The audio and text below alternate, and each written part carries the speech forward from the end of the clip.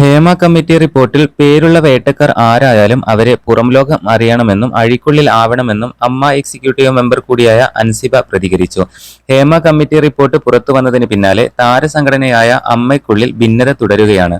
നടനും അമ്മ വൈസ് പ്രസിഡന്റുമായ ജഗദീഷിന്റെ നിലപാടിനെ പിന്തുണച്ച് കൂടുതൽ ഭാരവാഹികൾ മുന്നോട്ട് വരുമെന്നാണ് സൂചന.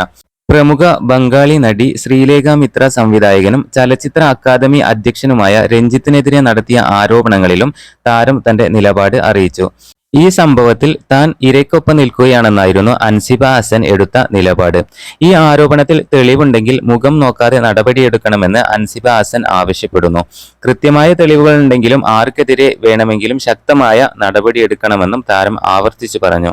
ഇത്രയും സ്ത്രീകൾ പരാതിപ്പെട്ടിട്ടുണ്ടെങ്കിൽ അതിൽ തീർച്ചയായും വസ്തുത ഉണ്ടാവും.